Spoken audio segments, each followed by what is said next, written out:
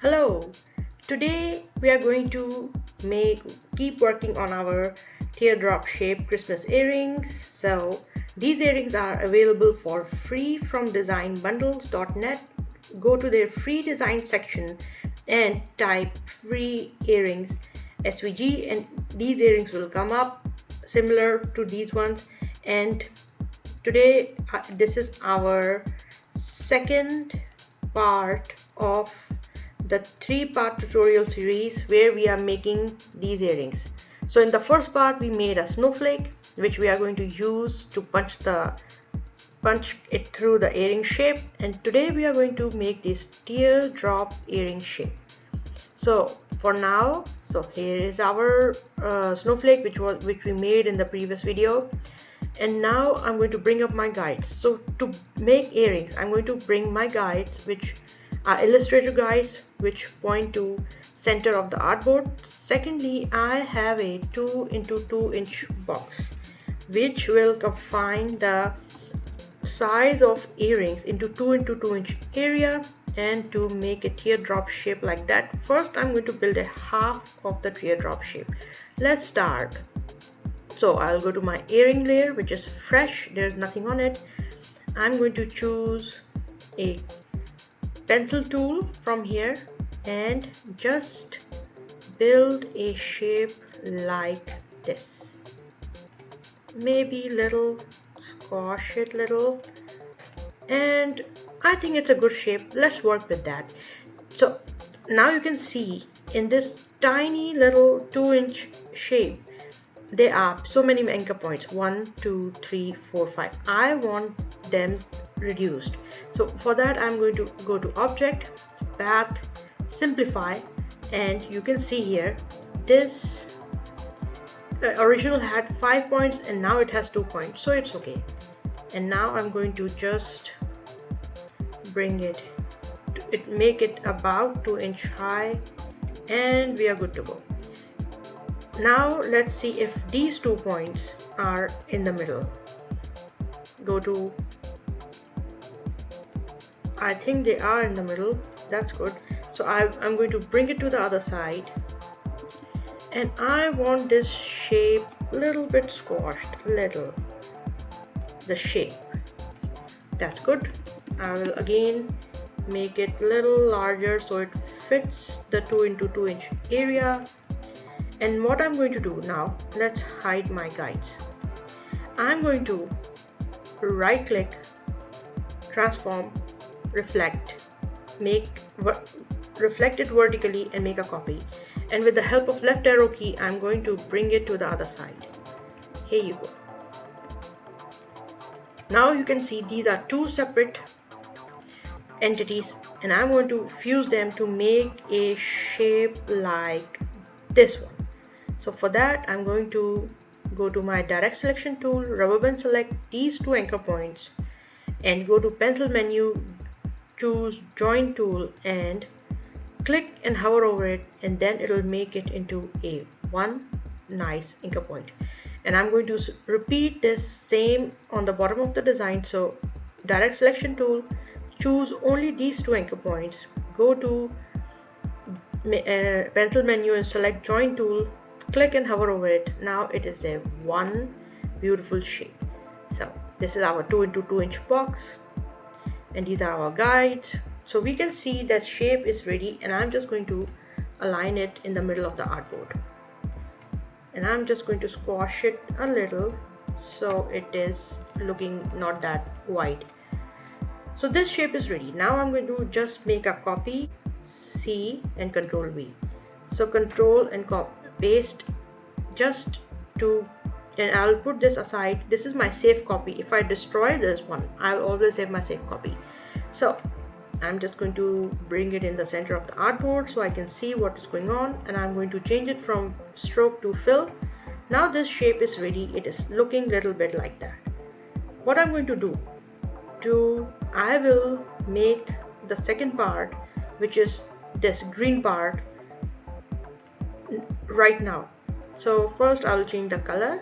So the first is red and the second part will be green. So I'm going to select it, Control C, and Control F.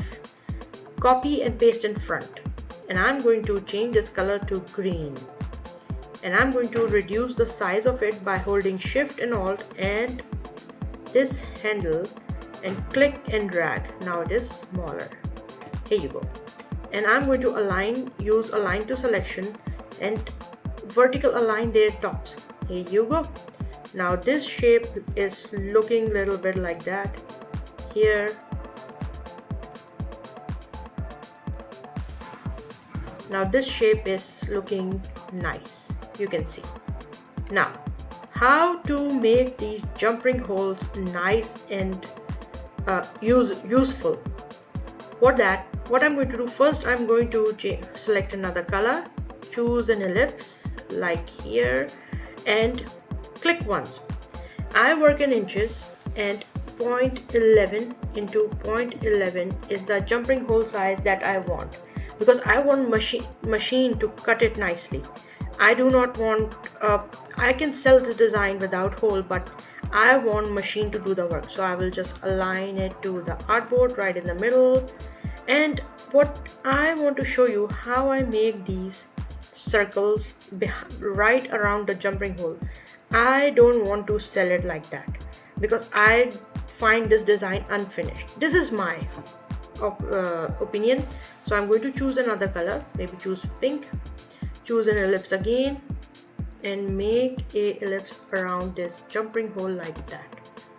And I will bring my jump ring, this blue circle, which is the actual hole I want to punch through this design, by selecting it on the top so I can see where everything is going. Arrange, right click, arrange, bring to front. Now you can see. Now I will manipulate this design just to make it eye pleasing, and let's see how it turns out. So I'm going to select this and select this circle. First of all, I'm going to align them and work only on them. So align to selection, which will apply the changes only to these two parts.